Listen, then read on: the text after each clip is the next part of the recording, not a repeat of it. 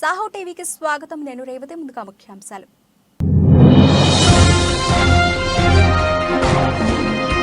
King Charles త్వరగా కోలుకోవాలి. తాజాగా స్పందించిన ప్రధానమంత్రి నరేంద్ర మోదీ.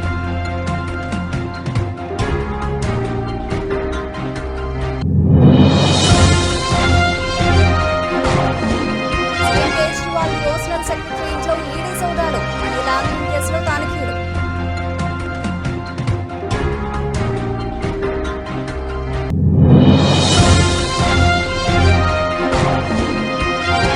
మహారాష్ట్రలో కాంగ్రెస్ లో వీడనున్న 13 మంది ఎమ్మెల్యేలు. షిండే అజిత్ వర్గాల్లో చేరికకు ఏర్పాట్లు.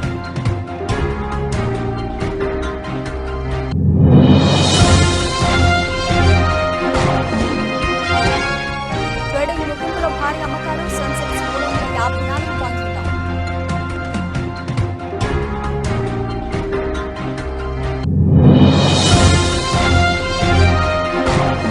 అండర్-19 వరల్డ్ కప్ సెమీఫైనల్ దక్షిణాఫ్రికాతో ఆమెతో గెలుచుకుంటున్న భారత్.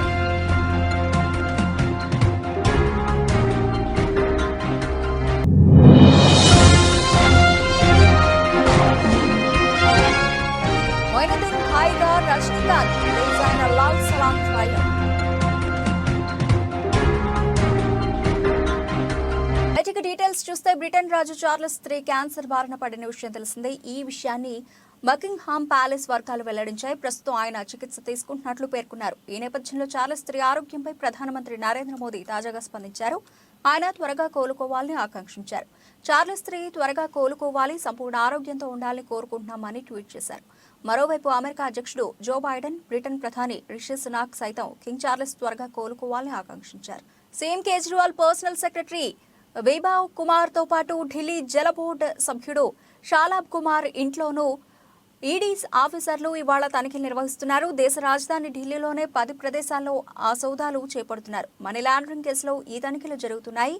పర్సనల్ సెక్రటరీ వైభవ్ కుమార్ తో పాటు ఢిల్లీ జల బోర్డు సభ్యుడు షాలాబ్ కుమార్ ఇళ్లలోనూ ఈడీ ఆఫీసర్లు తనిఖీలు నిర్వహిస్తున్నారు. దేశ రాజధాని ఢిల్లీలోనే 10 ప్రదేశాల్లో తనిఖీలు చేపడుతున్నారు. భారీ స్థాయిలో జరిగిన ఆర్థిక అవకతవకలతో లింక్ ఉన్న కేసులో ఈడీ తన దర్యాప్తు కొనసాగిస్తున్నట్లు తెలుస్తోంది.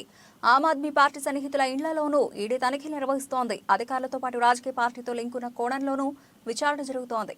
ఇటీవల మాజీ మంత్రి మిలింద్ దేవ్రా కాంగ్రెస్ ను వీడి శివసేనలో చేరారు. అదే బాటలో మహారాష్ట్ర కాంగ్రెస్ కీలక నేతలు త్వరలో పార్టీని వీడనున్నారు.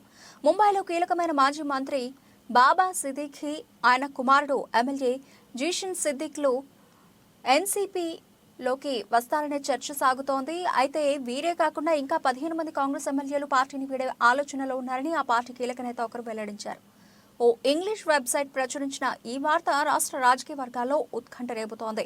అజిత్ పవార్ వర్గంలోకి ముస్లిం ఎమ్మెల్యేలతో సహా ఇతర కాంగ్రెస్ నేతలను చేర్చుకోవడం ద్వారా ముంబైలో మహాకూటమి బలాన్ని పెంచుకునేందుకు బీజేపీ ప్రయత్నిస్తోంది. బీజేపీ చేర్చుకోవాలనుకుంటున్న వారిలో ఈడీ కేసులు ఎదుర్కొంటున్న ఎమ్మెల్యేలు ఉన్నారు. రాహుల్ గాంధీ న్యాయ యాత్ర ముంబైకి చేరుకోకముందే వీరంతా పార్టీ ఫిరాయింపులకు పాల్పడేలా బీజేపీ స్కెచ్ వేసిందని కాంగ్రెస్ కీలక నేత తెలిపారు. నల్గొండ కలెక్టరేట్లోని సమావేశ మందిరంలో విలేకరుల సమావేశంలో రాష్ట్ర రోడ్లు, భవనాలు, సినిమాటోగ్రఫీ శాఖ మంత్రి కోమటిరెడ్డి వెంకటరెడ్డి మాట్లాడారు. సమావేశంలో డీసీసీ అధ్యక్షుడు కేతావతి శంకర్ నాయక్, నల్గొండ పట్టణ కాంగ్రెస్ పార్టీ అధ్యక్షుడు గుమ్ముల మోహన్ రెడ్డి, జెడ్పీటీసీ వంగూరి లక్ష్మయ్య పాల్గొన్నారు. నల్గొండ ఖమ్మం జిల్లాని ప్రజలని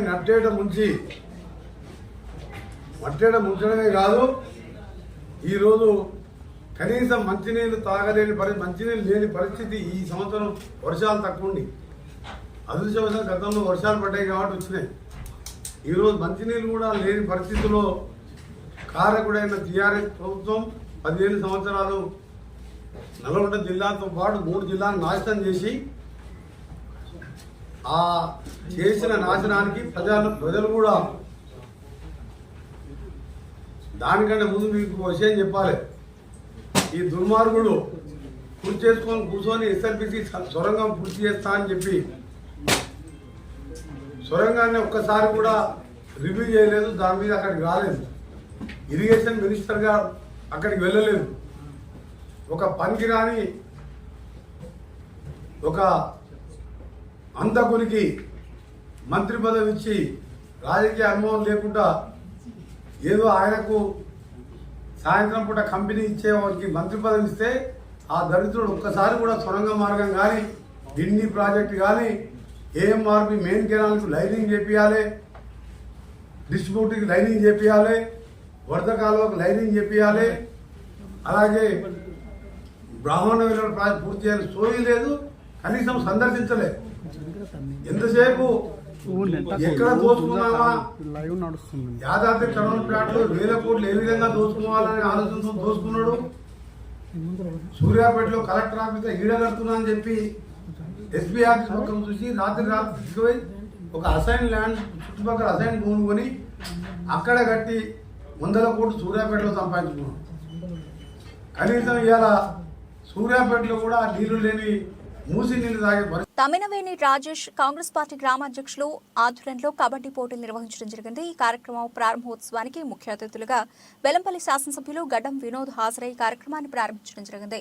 ప్రారంభంలో మొదటి ఆటలో శాసనసభ్యులు గడ్డం వినోద్ కబడ్డీ ఆట ఆడి గ్రామస్తులందరినీ ఆనందింపజేశారు.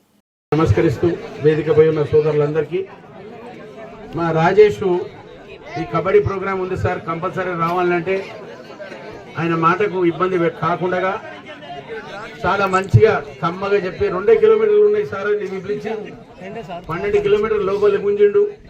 సరే పర్వాలేదు, మంచి పని కోసం పిలిచినందుకు వచ్చిన. మీరందరూ సుఖ సంతోషాలతో ఉండాలంటే మంచిగా స్పోర్ట్స్ ఆడాలి రెగ్యులర్గా. నిన్ననే మేము ఒక క్రికెట్ టీం చేసినాం, మా నాయన గురించి స్టార్ట్ చేయడానికి నేను మా తమ్ముడు కలిసి. అట్లనే ఈడ మన క్రికెట్ ఉందా ఉంటే మళ్ళీ టీం ఏంది కబడ్డీ క్రికెట్ ఆడుతుందా? తయారు చేయి. అట్లనే వీళ్ళని కూడా మంచిగా ఇచ్చాయి. కబడ్డీ ఆడితే నిజంగా మనుషులకు చాలా జోష్ వస్తుంది. నేను కూడా చిన్నప్పుడు ఆడుతుంటే, కానీ ఇప్పుడు జర వయసు అయింది, అందుకోసం ఆడలేకపోతున్నా. అప్పటికి ట్రై చేయొచ్చు, ఒక ఛాన్స్ తీసుకోవచ్చు. కానీ కబడ్డీ ఆడిన తర్వాత జనాలు కూడా కొంచెం ఓపికతో ఉండాలి. రేషం పెరుగుతుంది, కొట్లాటలు పెరుగుతాయి, అన్ని పెరుగుతాయి. దీన్ని ఒక్కటి ఓపిక పెట్టుకోవాలి, గదే అందుకోసం కబడ్డీ అంటారు. కబడ్డీలోకి వెళ్ళి మనిషి చాలా నేర్చుకుంటాడు. ఓపిక, సహనం, వర్కింగ్ చేసే కెపాసిటీ, ఎడ్యుకేషన్ అన్నీ పెరుగుతాయి. ఈ టోర్నమెంట్ని గ్రాండ్ సక్సెస్ కావాలని మా రాజేష్కు, గొల్లపల్లి గ్రామ ప్రజలందరికీ మళ్ళొకసారి కంగ్రాచులేట్ చేస్తూ, గట్టు మల్లేషు, హరీషు, ఇక్కడ ఉన్న ప్లేయర్స్ అందరికీ ఆల్ ద బెస్ట్.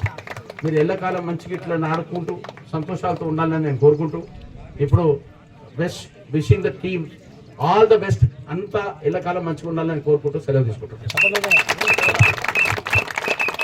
మన కోసం మీ జగన్ 124 సార్లు బటన్ నొక్కారు. మన ఒక్కసారి 2 బటన్లు నొక్కలేమా అని ప్రతి ఇంటికి వెళ్లి చెప్పండి అని సీఎం జగన్మోహన్ రెడ్డి అన్నారు. చరిత్రలో ఎన్నడూ లేని విధంగా ఆలోచన చేయమని అడుగుతా ఉన్నా. ఇది ఇంతకు ముందు ఎప్పుడూ చూడని విధంగా, చరిత్రలో ఎప్పుడూ జరగని విధంగా మనందరి ప్రభుత్వం 2,55,000 కోట్ల రూపాయలు డీబీటీగా పేద కుటుంబాలకు పంపింది. ఈ పథకాలన్నీ కూడా అందుకున్న ఆ కుటుంబాలకు మంచి చేసిన మనందరి ప్రభుత్వానికి వారే అండగా నిలబడాలని, ఆ కుటుంబాలే స్టార్ క్యాంపెయినర్లుగా బయటికి రావాలని, మరో 100 మందికి జరిగిన మంచి గురించి చెప్పాలని గడప గడపకు వెళ్ళి కోరండి. ఆలోచన చేయమని అడుగుతా ఉన్నా. ఇంత మంచి చేసిన ప్రభుత్వానికి ఈ మంచి కొనసాగింపుకు మద్దతుగా 2024 ఎన్నికల్లో ఆ ప్రతి ఇంట్లో ఉన్న ప్రతి ఒక్కరూ కూడా జగనన్న 124 సార్లు మన కోసం బటన్ నొక్కాడు. జగనన్న కోసం మనం కేవలం ఒక్కసారి జగనన్న కోసం 2 బటన్లు నొక్కలేమా అని చెప్పి ప్రతి ఇంటికి వెళ్ళి ప్రతి ఇంట్లో కూడా చెప్పండి. నేను ప్రజలకు సేవ చేయలేనప్పుడు నేనెందుకు ఎమ్మెల్యేగా ఉండాలనుకుంటున్నాను? శాసనసభ్యులుగా ఉండి ఏం చేయలేని పరిస్థితిలో ఉన్నాం. ఇక్కడ కొందరు దేవినేని ఉమాతో పరోక్ష సంబంధాలు నడిపారు. రాజకీయాలకి స్వస్తి పలికి వ్యాపారాలు చేసుకుందాం అనుకున్నా, కానీ శ్రేయోభిలాషులు రాజకీయాలను ఉందామన్నారు అని ఎమ్మెల్యే వసంత కృష్ణ ప్రసాద్ అన్నారు.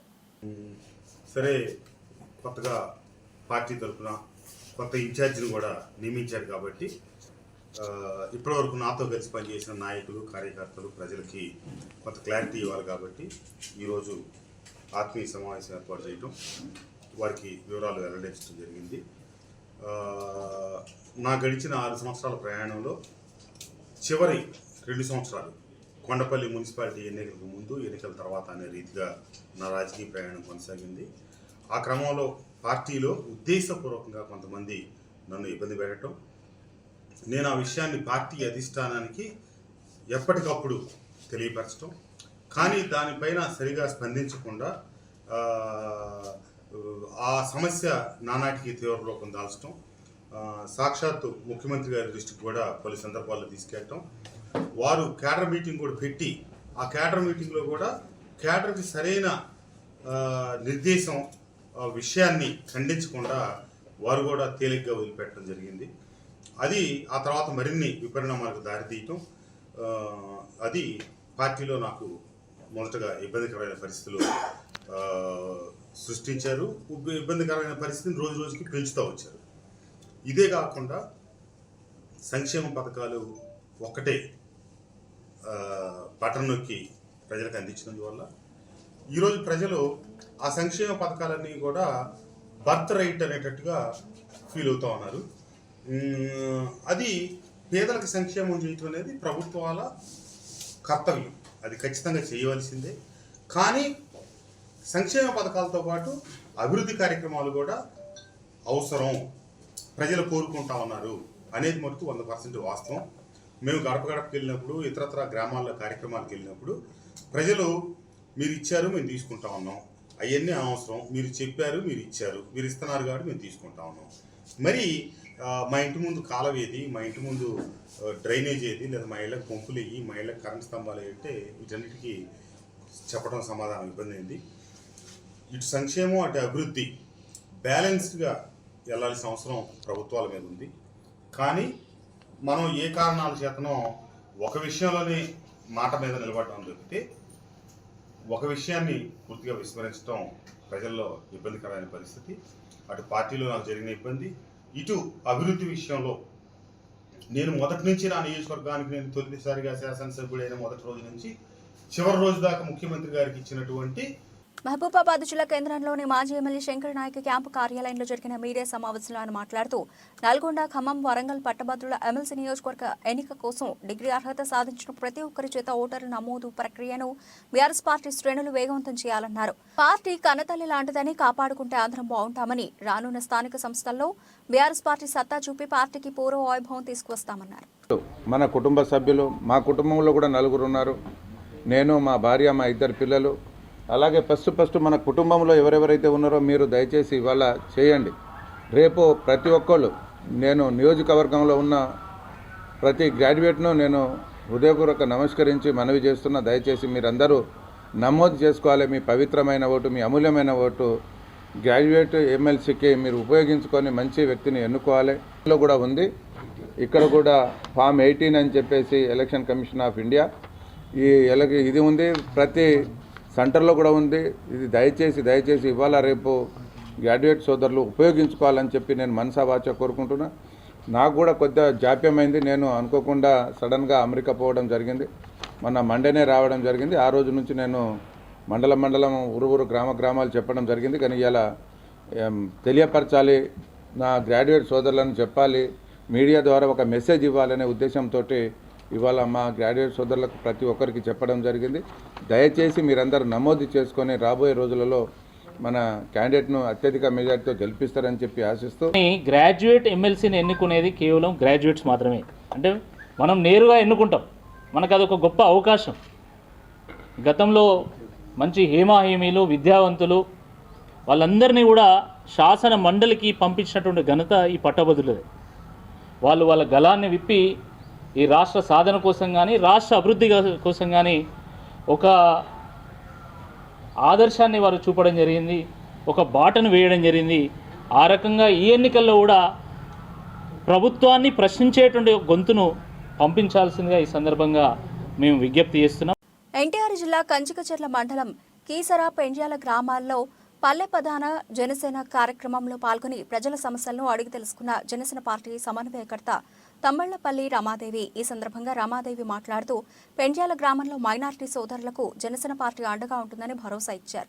పోలేదు కాబట్టి మనం అందరం కూడా ఇప్పుడు ఈ పల్లె ప్రధాన జనసేన అనే కార్యక్రమం ద్వారా ప్రతి నియోజకవర్గంలోని ప్రతి మండలంలో 3 గ్రామాలని ప్రతిరోజు సందర్శిస్తున్నాం మేము. 3 గ్రామాలు ఇంటింటికి వెళ్ళి కనుక్కుంటున్నాము. ఎక్కడ చూసినా అన్ని సమస్యలే తప్ప పరిష్కారం వైపుకి ఒక్కరు కూడా తొంగి కూడా చూడలేదు. అలాంటి సమయంలో మనం ఏం చేయాలి?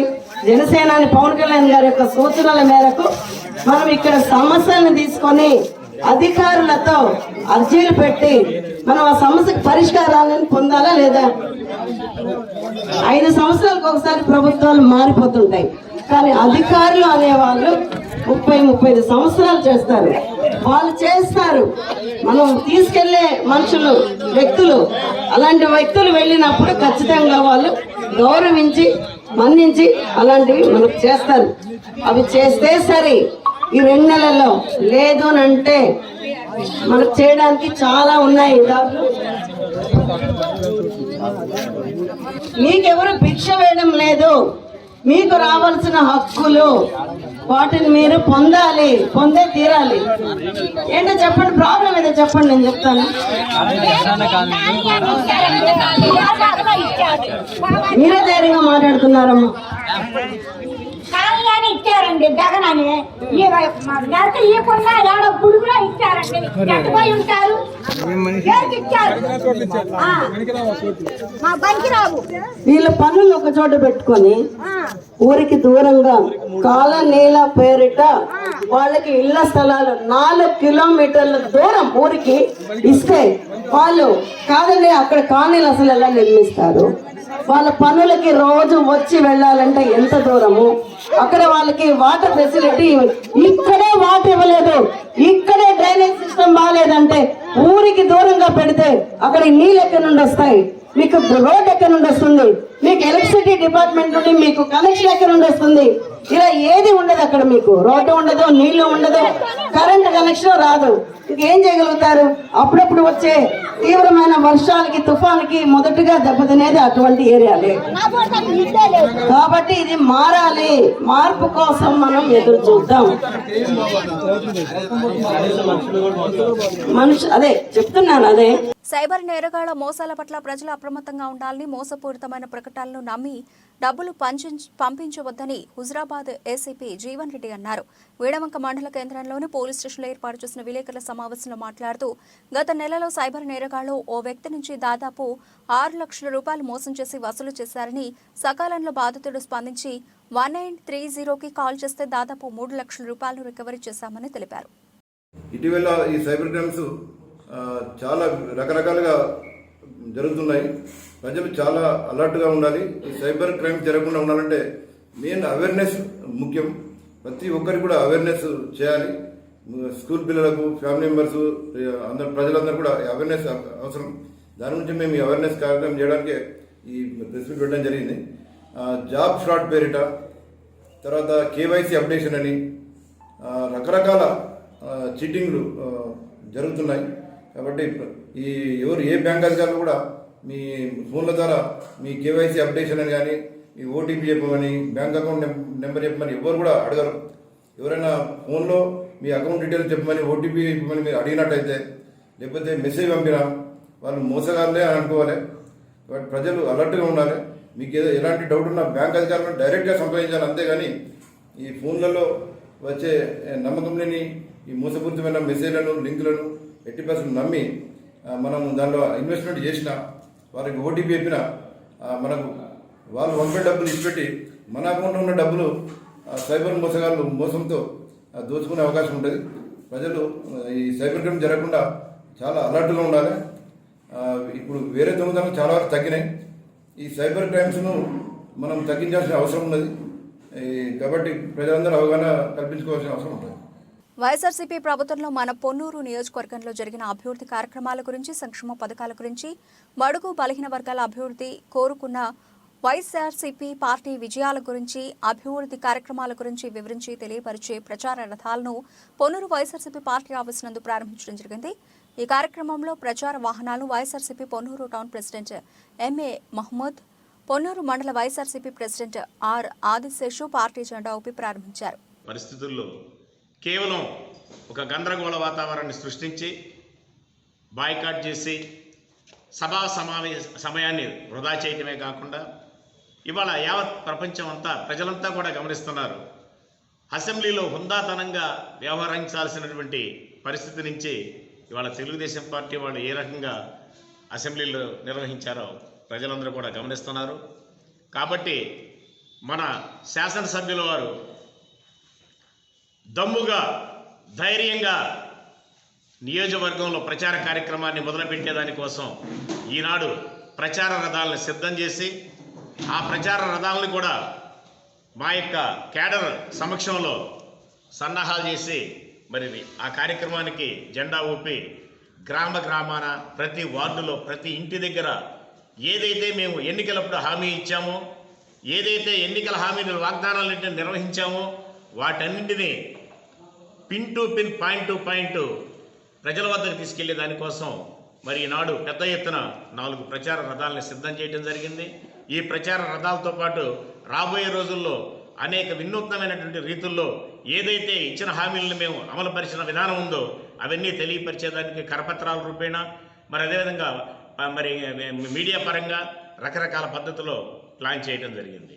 ఇవాళ నియోజకవర్గంలో ఇప్పటికే 1600 కోట్ల రూపాయలు సంక్షేమ కార్యక్రమాలు, అభివృద్ధి కార్యక్రమాలు చేయటం కాకుండా ఇచ్చిన హామీల్ని అమలుపరిచిన దాంట్లో శాసనసభ్యుల వారు కృతజ్ఞులయ్యారని చెప్పేసి తెలియపరుస్తూ మరి ఈనాడు ఇవాళ ఒక దుష్ప్రచారాలు మొదలుపెట్టారు. తెలుగుదేశం పార్టీ వాళ్ళు ఎప్పుడో వారానికి వస్తారో 10 రోజులకు వస్తారో 4-5 కండవాలు వేయటం, ఆ కండవాలు వేసిన తర్వాత ఇంకేముంది వైసీపీ పార్టీ అంతా కూడా మా టీడీపీలో మిళితమైపోతుంది, మా పార్టీ చాలా బ్రహ్మాండంగా ఉందని చెప్పేసి వాళ్ళ ఉనికిని చాటుకునే దానికోసం ఈ చిన్న ప్రయత్నాలు. ఒక పక్కన మా నాయకుడు జగన్మోహన్ రెడ్డి గారు సిద్ధమనే కార్యక్రమం ద్వారా లక్షలాది మంది జనంతో క్యాడర్ను అంతా కూడా సమాయత్తం చేసి, సోదరులారా ఇది ఏర్పాటు చేసినటువంటిది బహిరంగ సభ కాదు, మా కార్యకర్తల యొక్క కేవలం సమావేశం. రాబోయే రోజుల్లో మీరు లక్షల నుంచి కోట్ల మంది జనాభాతో జరిగేటువంటి యుద్ధం సిద్ధమవుతుంది. కాబట్టి మీరు పొన్నూరు నియోజకవర్గంలో ఎలాంటి కుతంత్రాలు పన్నినా, ఫ్లెక్సీలు చించినా, లేదంటే 4-5 జాయినింగ్లు అయిన వేషధారణలు వేసుకున్నా ఇవన్నీ కూడా ప్రజలంతా కూడా చూస్తున్నారు. ఈనాడు మా వెనకాల బడుగు మహబూబాబాద్ పార్లమెంట్ స్థానం అత్యధిక మెజార్టీతో గెలుస్తామని కాంగ్రెస్ పార్టీ మండల అధ్యక్షులు గోడిశాల రామనాథన్ ధీమా వ్యక్తం చేశారు. మంగళవారం పీనపాక మండలం ఈ బయ్యారం క్రాస్ రోడ్లో గల కాంగ్రెస్ పార్టీ కార్యాలయంలో ఉదయం 9 గంటలకు ఆయన మీడియా సమావేశంలో మాట్లాడారు. కాంగ్రెస్ పార్టీకి అసెంబ్లీలో భ్రమరథం పట్టినట్లే పార్లమెంట్ ఎన్నికల్లో సైతం అదే పందా కొనసాగిస్తామన్నారు. బూత్ కమిటీలను వేస్తున్నామని, ప్రతి బూత్కు 10 మంది సభ్యులు తగ్గకుండా సభ్యులను ఎన్నుకుంటున్నామని తెలియజేశారు. పార్లమెంట్ ఎన్నికల్లో మరోసారి సత్తా చాటుతామని తెలియజేశారు. ఈ సమావేశంలో బండారు సాంబశివరావు, నావాతి శ్రీను, యాలం బుజ్జిబాబు, ఆర్ఏ నవీన్ కుమార్, వార శంకర్, తాళ్లూరి కాంతారావు, కొండేరు సంపత్, వీరముష్టి ఉదయ్ తదితరులు పాల్గొన్నారు. ఈరోజు ఎమ్మెల్యే గారి ఆదేశాల మేరకు పార్లమెంటు ఎన్నికల కొరకు మరి బూత్ కమిటీలు వేయడం జరుగుతుంది. ఈ బూత్ కమిటీలో ప్రతి బూత్ కమిటీకి 10 మంది చొప్పున, ఇంకా ఎక్కువనా కూడా 10 మంది, 11 మంది, 12 మంది అయినా బాగలేదు. అంటే ఎందుకు ఇంత పగడమందిగా పార్టీ నిర్ణయం తీసుకుందంటే అసెంబ్లీ కంటే కూడా ఈ మండలంలో ఎక్కువ మెజార్టీ రావాలన్న దాని మీద పార్టీ ఆదేశాలు ఇచ్చింది. దానికి అనుగుణంగానే ఈరోజు కమిటీలు వేయడం జరుగుతుంది. ఈ కమిటీలలో మండలంలో ప్రతి కార్యకర్త కూడా ఈ బూతులు వేసుకోవడం కొరకు సహకరిస్తున్నారు. ఎలాంటి ఇబ్బందులు లేవు. కాంగ్రెస్ పార్టీలో మంచిగా ఉంది. రేపు ఈ మండలంలో గతంలో జరిగిన అసెంబ్లీ ఎన్నికల కంటే డబల్ సభలు కూడా వచ్చే మార్గం ఉంది. ఎందుకంటే ప్రతి కార్యకర్త కూడా ప్రతిది కూడా గెలవాలి అనే ఒక భావనలో ఉన్నారు, ఆడుతున్నారు. ఎందుకంటే ప్రతి ఎలక్షన్లో మేమే గెలవాలనే దాని మీద ఉన్నారు. కాబట్టి గెలిచి తీరుతున్నాం. ఇది పెనుపాక మండలంలో గెలుస్తుంది. అంటే పెనుపాక మండలం ఒకటి కాదు, పార్లమెంట్కి వచ్చేసరికి 7 కాన్స్టిట్యున్సీలు ఉన్నాయి. కాన్స్టిట్యున్సీకి మండలాలు అంటే 7 ఉన్నాయి.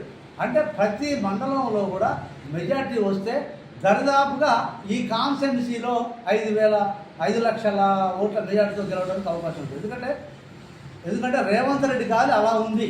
మొన్న అందరూ ప్రజలందరూ చూశారు కాబట్టి రేపు గెలిచి తీరుతుంది. ఈ కాన్స్టిట్యున్సీ అంటే మైబాద్ కాన్స్టిట్యున్సీలో 5 లక్షల మెజార్టీ రాబోతుంది అనేది మేము తెలియజేస్తున్నాం. ప్రపంచ మార్కెట్లలో వేగంగా రంగులు మారడంతో సోమవారం భారత్ సూచీలు తీవ్ర హెచ్చుతగ్గులకు లోనయ్యాయి.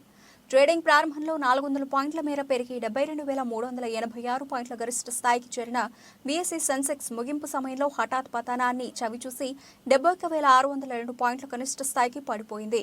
చివరకు 354 పాయింట్ల నష్టంతో 71,731 పాయింట్ల వద్ద నిలిచింది. ఇదే బాటలో ఎన్ఎస్ఈ నిఫ్టీ 21,964, 21,726 పాయింట్ల మధ్య ఊగిసలాడి 82 పాయింట్లు కోల్పోయి 21,772 పాయింట్ల వద్ద ముగిసింది. అండర్-19 ప్రపంచ కప్లో వరుస విజయాలతో జోరుమీదున్న భారత జట్టు మంగళవారం ఆతిథ్య దక్షిణాఫ్రికాతో అమీతుమీ తేల్చుకోనుంది. లీగ్ దశలో పరాజయం ఎదురవకుండా సూపర్ 6కు చేరిన యంగ్ ఇండియా అందులోనూ ఆడిన 2 మ్యాచ్ల్లో గెలిచి సెమీఫైనల్లో అడుగుపెట్టింది. డిఫెండింగ్ ఛాంపియన్గా ఈ టోర్నీలో అడుగుపెట్టిన భారత్ అందుకు తగ్గట్లే ఆల్రౌండ్ ప్రదర్శనతో అదరగొడుతోంది. బ్యాటింగ్లో కెప్టెన్ ఉదయ్, అర్షిన్, ముషీర్, సచిన్ దాస్ ఫుల్ ఫామ్లో ఉండగా బౌలింగ్లో సామి కుమార్, రాజ్ లింబానీ, నమన్ తివారీ అలాగే మురుగన్ అశ్విన్ సత్తా చాటుతున్నారు. మరో సెమీస్లో ఆస్ట్రేలియా, పాకిస్తాన్ తలబడనున్నాయి. సూపర్ స్టార్ రజనీకాంత్ నటించిన లాల్ సలాం చిత్రానికి చెందిన తమిళ ట్రైలర్ను రిలీజ్ చేశారు. విష్ణు విశాల్, విక్రాంత్ ఈ ఫిలింలో హీరో పాత్రలను పోషిస్తున్నారు. తలైవార్ రజనీకాంత్ ఈ సినిమాలో ఓ కీలక పాత్రలో నటిస్తున్నారు. రజనీ కూతురు ఐశ్వర్య రజనీకాంత్ ఈ చిత్రాన్ని డైరెక్ట్ చేశారు. ఫిబ్రవరి 9వ తేదీన ఈ సినిమా థియేటర్లలో రిలీజ్ అవుతోంది. స్పోర్ట్స్ కథాంశంతో తీసిన ఈ చిత్రాన్ని వాస్తవానికి పొంగల్ పండుగకు రిలీజ్ చేయాలనుకున్నారు. కానీ కొన్ని కారణాల వల్ల విడుదల వాయిదా వేశారు. మతం, రాజకీయం, క్రికెట్ డ్రామాతో ఈ సినిమాను తెరకెక్కించారు. ఈ ఫిలింలో విక్రాంత్, విష్ణు విశాల్ క్రికెటర్లు. ట్రైలర్లో ఓ దశలో లెజెండరీ క్రికెటర్ కపిల్ దేవ్ కూడా కనిపిస్తారు. లైకా ప్రొడక్షన్ ఈ చిత్రాన్ని నిర్మించింది. సుభాష్ కరణ్ దీన్ని ప్రజెంట్ చేశారు. మొయినుద్దీన్ భాయ్ పాత్రలో రజనీకాంత్ నటిస్తున్నారు. క్రికెట్, ఫ్రెండ్షిప్ ప్రధాన కథాంశంగా సాగనున్నది. ఆస్కార్ అవార్డు గ్రహీత ఏఆర్ రెహమాన్ ఈ ఫిల్మ్కు మ్యూజిక్ అందిస్తున్నారు. ప్రస్తుతం తమిళ ట్రైలర్ను రిలీజ్ చేశారు. అయితే ఈ సినిమాను తెలుగు, హిందీ, మలయాళం, కన్నడ భాషల్లోనూ రిలీజ్ చేయనున్నారు. ముంబై, చెన్నై, పుదుచ్చేరిలో ఎక్కువ భాగాన్ని షూట్ చేశారు. బులెటిన్ ముగించే ముందు హెడ్లైన్స్ మరోసారి.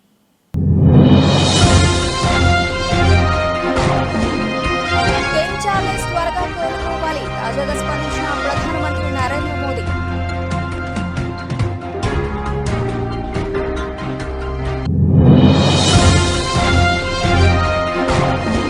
సీఎం కేజ్రీవాల్ పర్సనల్ సెక్రటరీ ఇంట్లో ఈడీ సోదాలు. మనీ లాండరింగ్ కేసులో తనిఖీలు.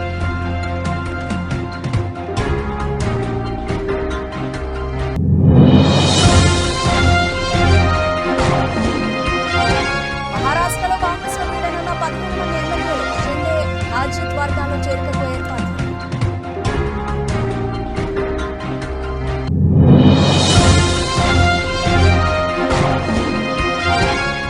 ట్రేడింగ్ ముగింపులో భారీ అమ్మకాలు. సెన్సెక్స్ 354 పాయింట్లు డౌన్.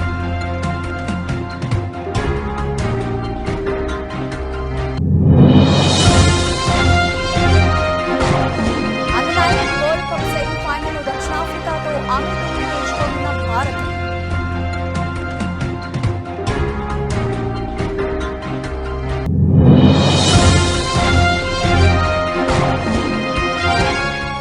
మొయినుద్దీన్ భాయ్గా రజనీకాంత్ రిలీజ్ అయిన లాల్ సలాం ట్రైలర్.